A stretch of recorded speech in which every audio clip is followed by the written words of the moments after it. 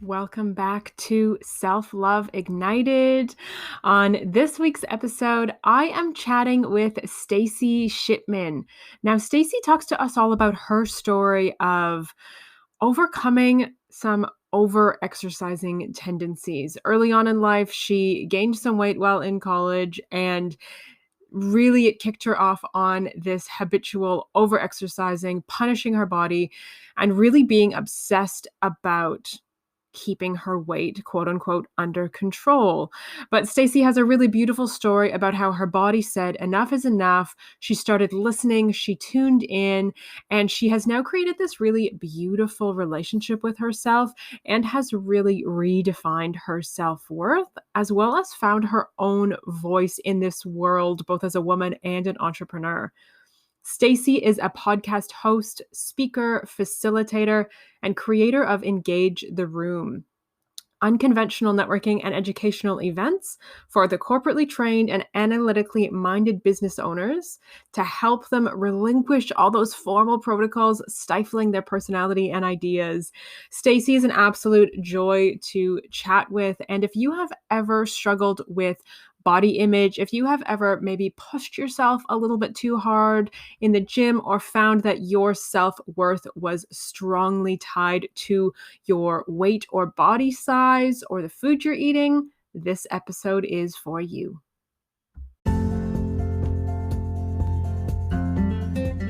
My name is Katie Allen, and this is Self-Love Ignited. Let's get to it. Welcome to the podcast. Today, I'm really excited to be interviewing Stacey Shipman. We have so much good stuff in store for you. So, Stacey, welcome to the podcast. Why don't you take a moment and introduce yourself to everybody? Thanks, Katie. From you, I'm on the opposite side of the world where it's cold, so I'm jealous. But I'm a U.S.-based podcast host, facilitator, and I have a business called Engage the Room, which is for entrepreneurial women to relinquish formal protocols, stifling their personality and ideas, and to practice what I preach. I also take singing lessons and stand-up comedy classes, currently online. But I'm always pushing my own boundaries in that arena. I love that. I think it's so important to practice what you preach, and you don't just do it in like the traditional ways. You're doing like scary things. Very scary things that I have failed miserably at along the way. Yes. Well, welcome to life. Yes, it's a Do you beautiful think thing. Will you continue with the stand-up in person once lockdown's over? That's a great question, and it's something I think about a lot. I don't know. It's so hard. Comedy is so hard. But so I don't know if I actually want to be a stand-up comedian. What I would like to do is have the confidence to bring some stand-up into my work. So, because I tend to see the ridiculousness in business a lot, and if I can get the confidence to write some jokes and use it in my work, I would be happy with that. That's amazing. I love that.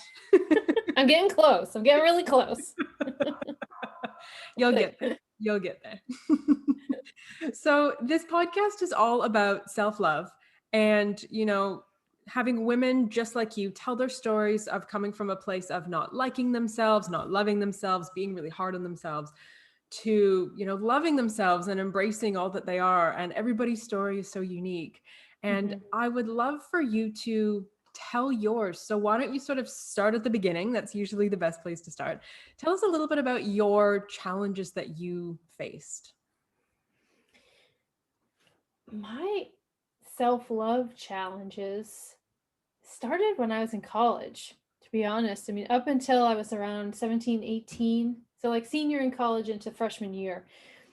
Because up until that point, my life was really good. I had strong family ties and I was active in the marching band. I was definitely not, a fitness buff or anything like that in high school, but I stayed active. And, when I was younger, everybody played outside. So we were just naturally active. We didn't have to force the activity.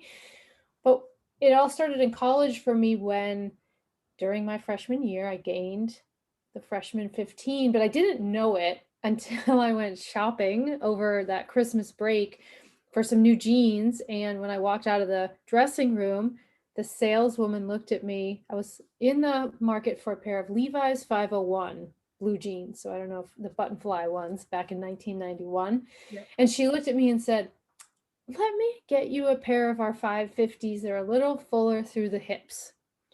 And I turned around, went back into the dressing room. I looked in the mirror and I said, "Nobody will ever say that to you again." And nobody ever has. Mm. I made sure of it. But that's where the story starts. Yeah. Yeah. So it's amazing how somebody, just to comment, she's just a saleswoman doing her job, how that can be so, words mean a lot. I think we Mhm. don't always realize how our words to others, what impact they have. So tell us about what that sort of did to you. Like, I know that was the beginning of a lot of things happening in your life. So tell us about that. Well, it's the first thing was I went home and I asked my mother, I don't know, she had like these booklets of, they were like calorie counters, so it had all the foods and the calorie counts and how much you're supposed to eat.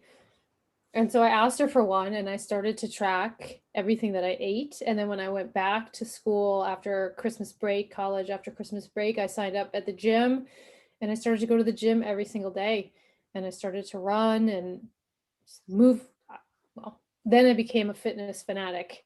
And I was at the gym every day for, I don't know, 2 hours, 2+ hours. And that became, then I started running a lot and I ran marathons over the years and just long distances. But it became the thing I scheduled my life around was Right. the gym.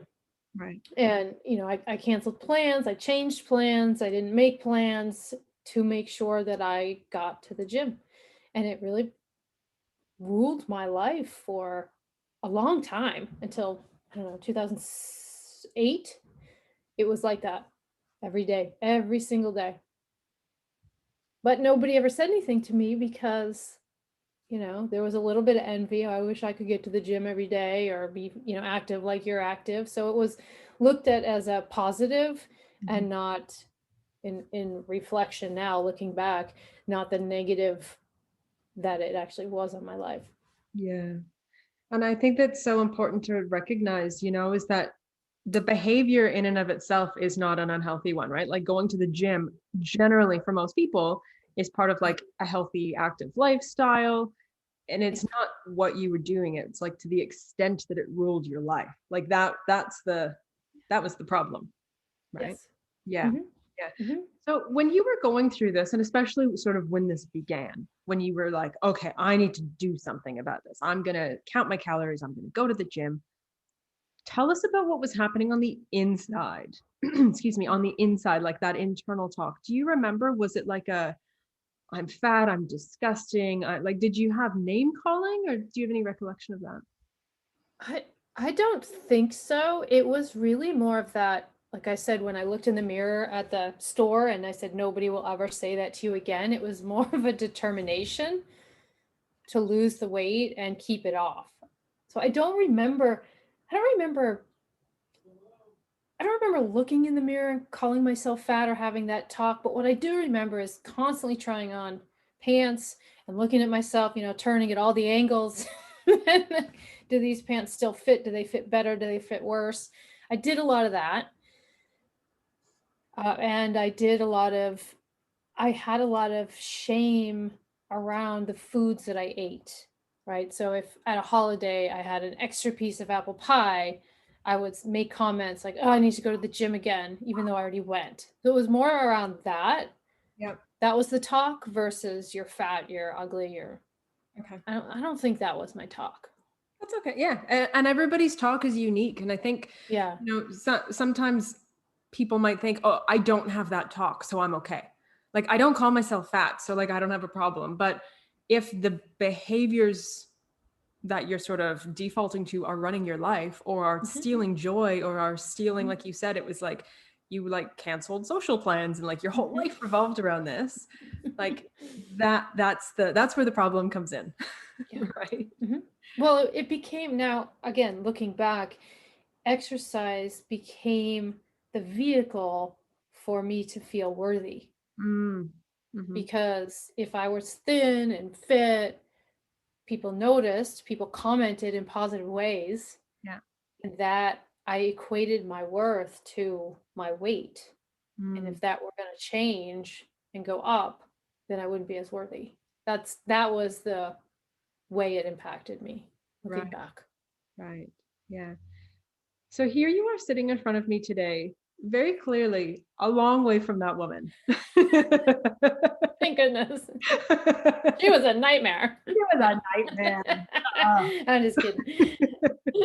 But I mean, you're still obviously like you take really good care of yourself, but you are very far from that, like obsessed with going to the gym and attaching your self-worth to your size. So tell us about sort of the wake up and how you moved out of that.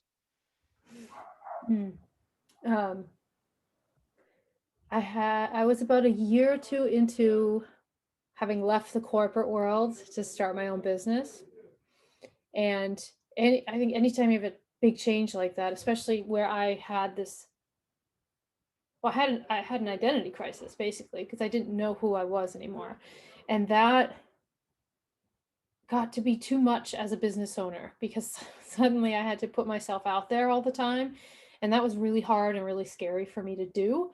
And exercise almost got amped up from what it was. A, because I had the time, I wasn't working for someone else anymore. Yeah. But B, it was my go-to when I felt afraid, right? It was what I equated my worth to. So if I'm exercising, I'm doing something good, and it's okay if I'm not doing the other pieces to grow my business.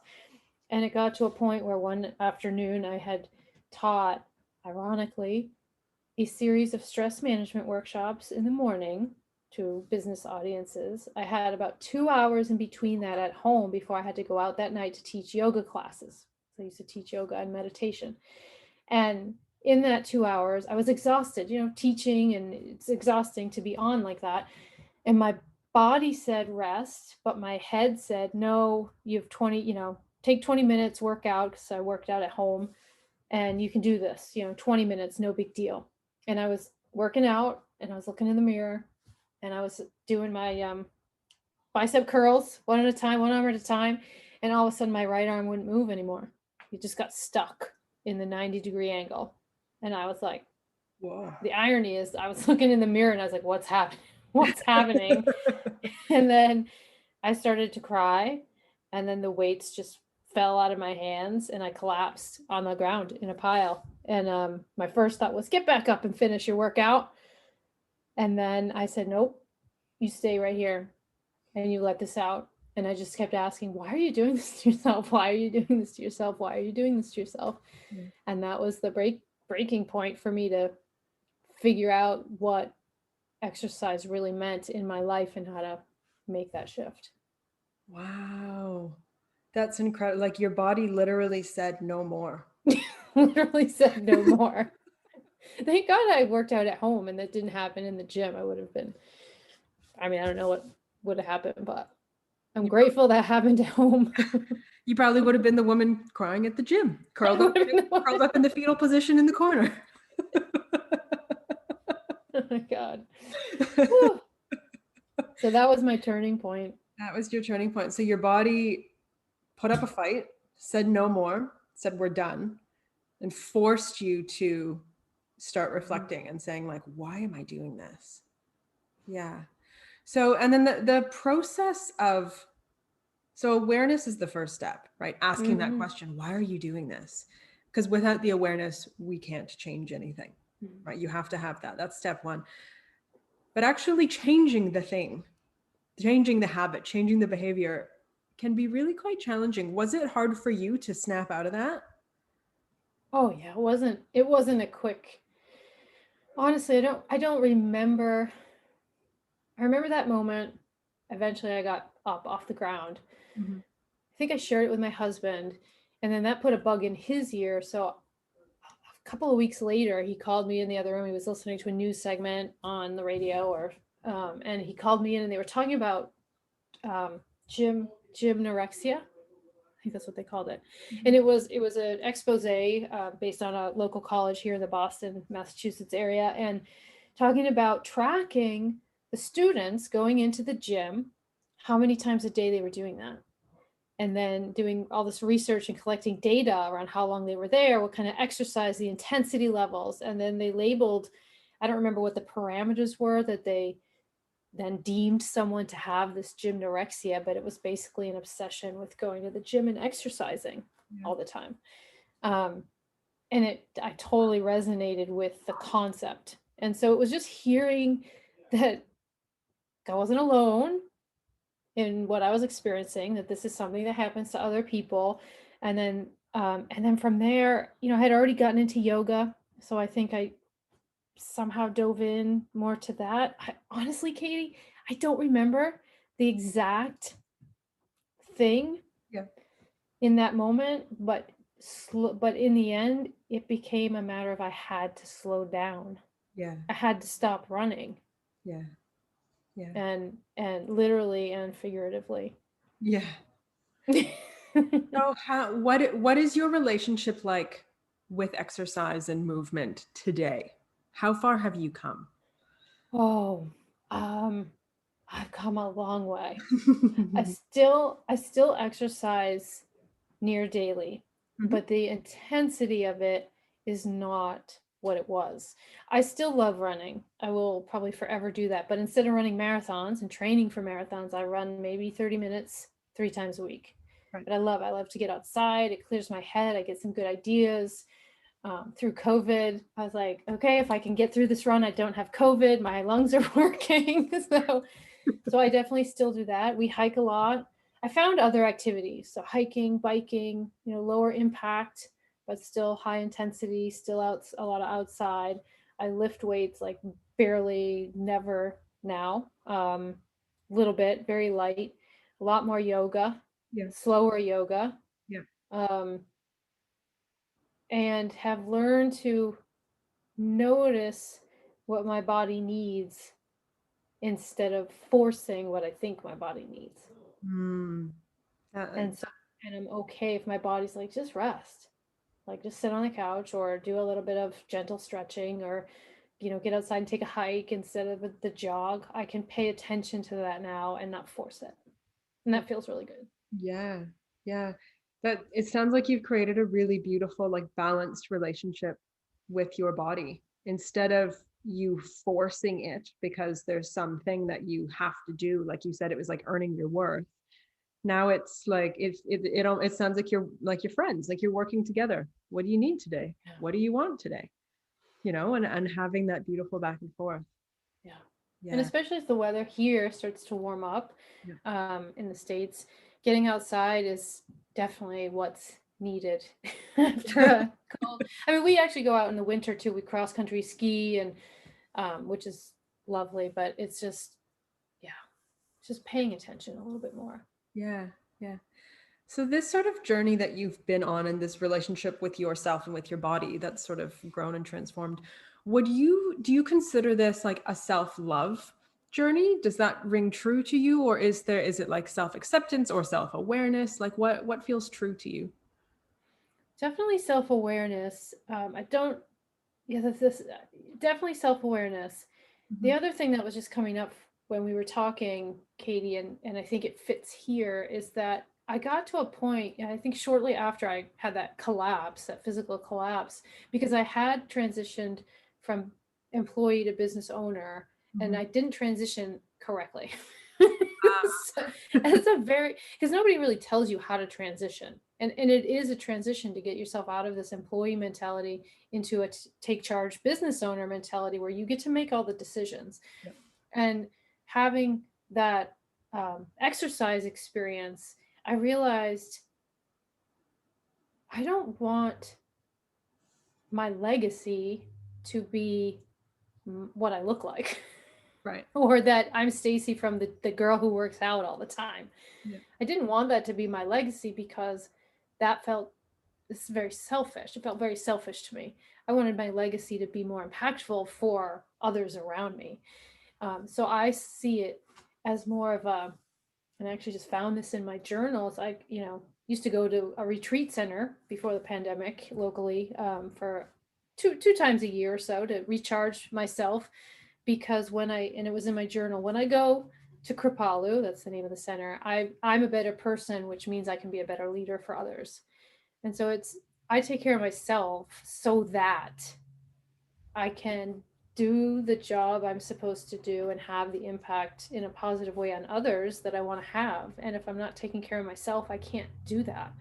So it's very other focused. Yeah. Yeah. Tell us about tell us about this work that you're doing, because you clearly are living it, right? You're not just speaking it. That what you do is what how you live your life.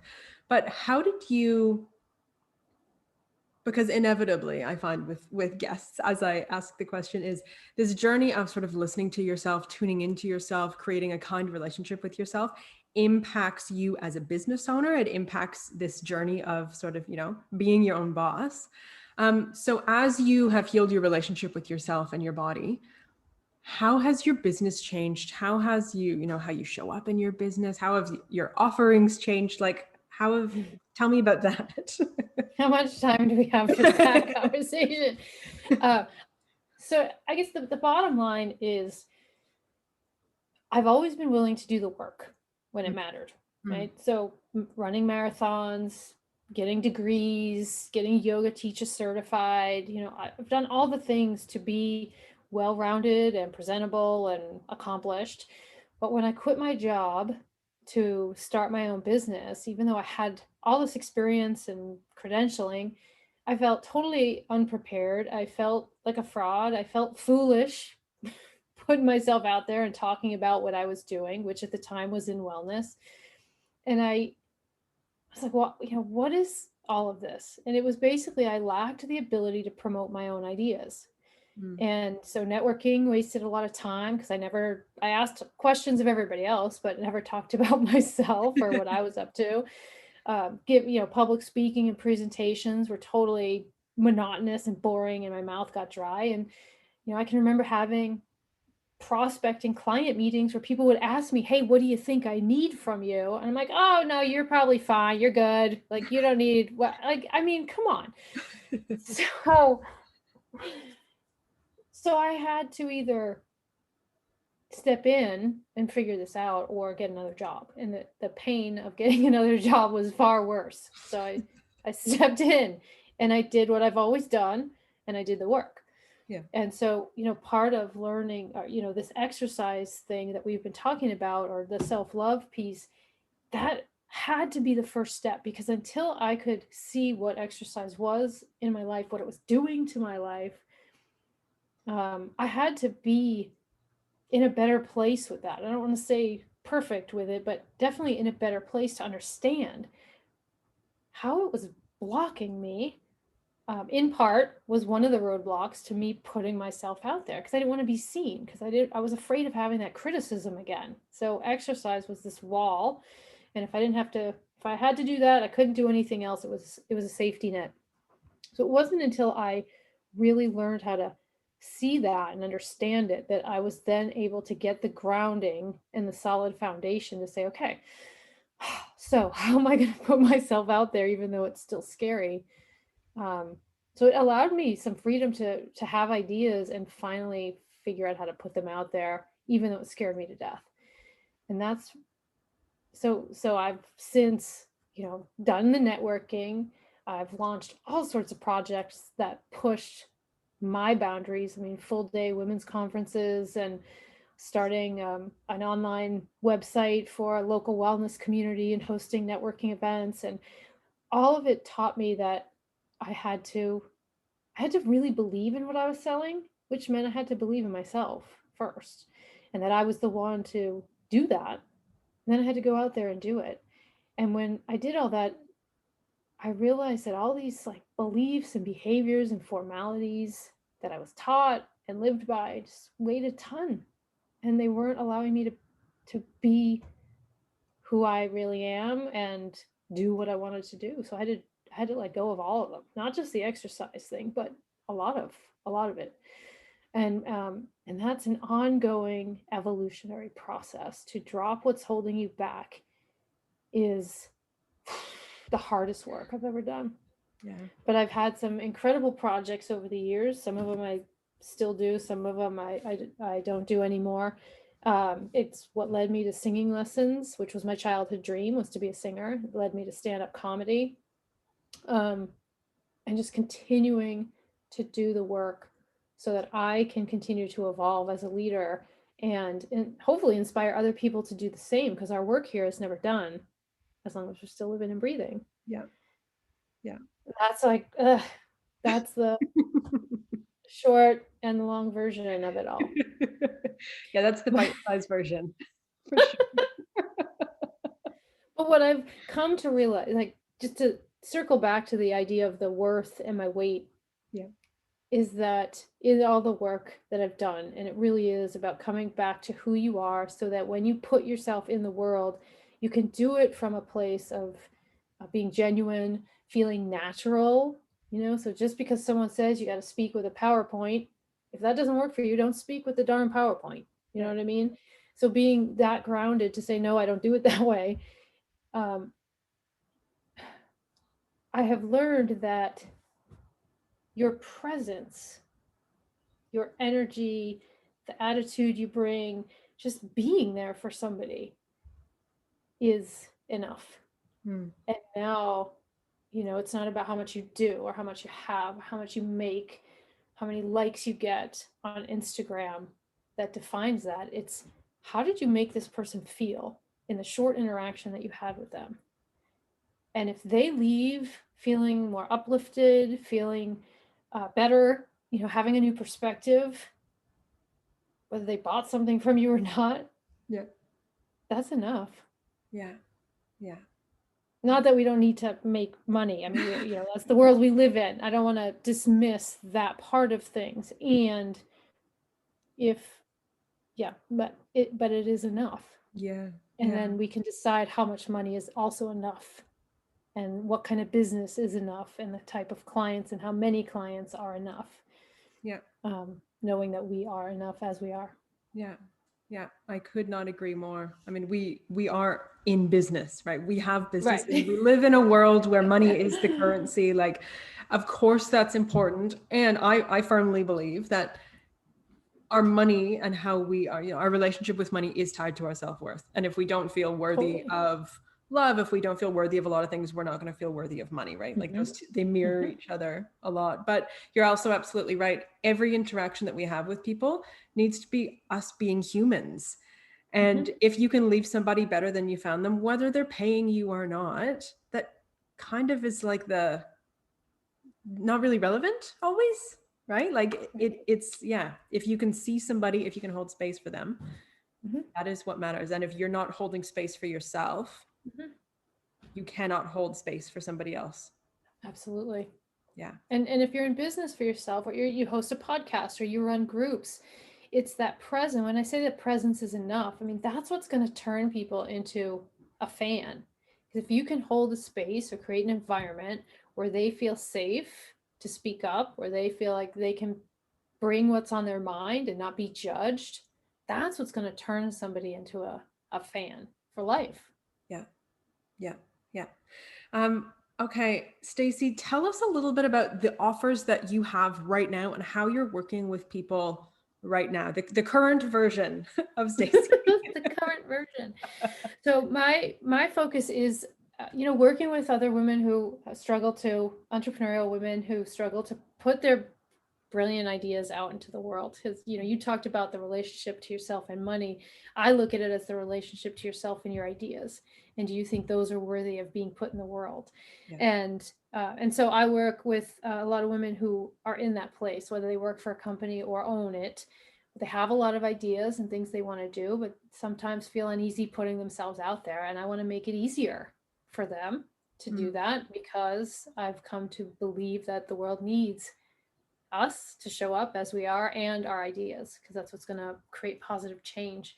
So I do work one-on-one with folks on specific projects like a meeting or presentation or a pitch, Yep. or a conversation. I offer group programs, both public and for companies, so that developing women inside. And then I host my own events, networking events, currently online, for other women and entrepreneurial women to continue honing those skills and build the relationships they need to get the idea off the ground. Because I handle one aspect of that, but I know there are a lot of aspects of bringing an idea to life. And then I have my podcast called Shed the Formality, and that's my goal is to relinquish these, drop these behaviors that keep us from doing that. Yeah. So that we can have the impact we want and really step into the powerful business people that we are. Right. Right. Ooh, I love that. Woo-hoo. I love that. That's the first time I've said that out loud, even though it's some new content on my website. But it really is about stepping out of the conventional bubble and what we were told to do and who to be. And it's kind of scary even to say out loud, but we are powerful, whatever powerful means for you. Yeah. And we have to step into that and own it, because the world does need the ideas that we have. They're important. Doesn't matter how big or small they are, they matter. Yeah. Yeah. Yeah. Could not agree more. I love it. Okay.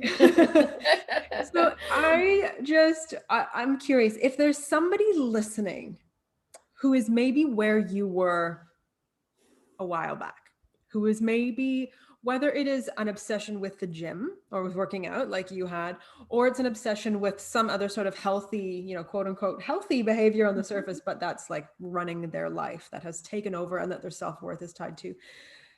Is there one step or one practice or a tip that you would give somebody in that situation where they can begin to change?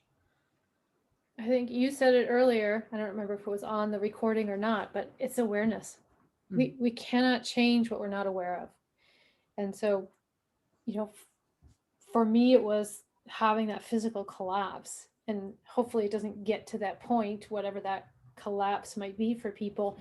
But if you suspect that this is a roadblock in some area, begin to notice that. Maybe keep a journal, or if you prefer talking, use the voice recorder on your phone or something. But begin to notice when you're forcing it, and when you maybe have a thought or an idea of something you want to do, and you're like, oh, but I got to exercise, or oh, but I got to cook dinner, or whatever. And just begin to notice. Is it stopping you from doing something? Is it becoming a roadblock? Or is there tension in your body when you think about it? Are your shoulders up? Is your stomach pulled in? Is your jaw tight? Is there ease? Are you irritated with people who tell you don't have time to exercise? Or is that just me? I don't know. That was a thing for me too. Yeah. So just noticing the behaviors, the emotional component, and the physical manifestation of it. Because if there's tension, then it's probably something you want to pay closer attention to. Yeah. Yeah. Beautiful. Beautiful. I love it.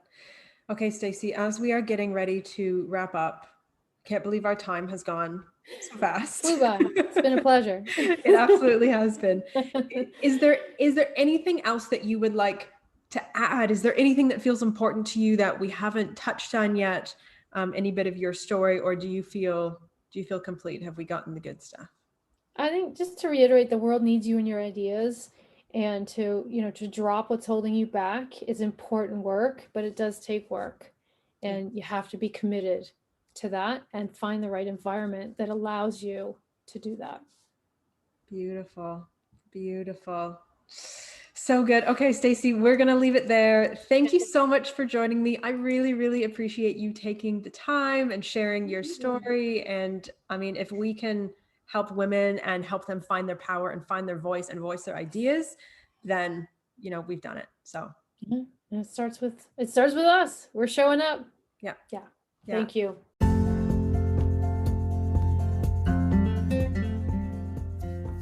All of the links mentioned during the episode are down in the show notes. Please make sure to go on over and check them out. Also, please remember to subscribe on your favorite podcast platform, and I would be forever grateful if you would go on over and leave us a review on iTunes as well. That's going to help this message reach more women. Thank you for being here. Thank you for listening. Here is to you loving yourself.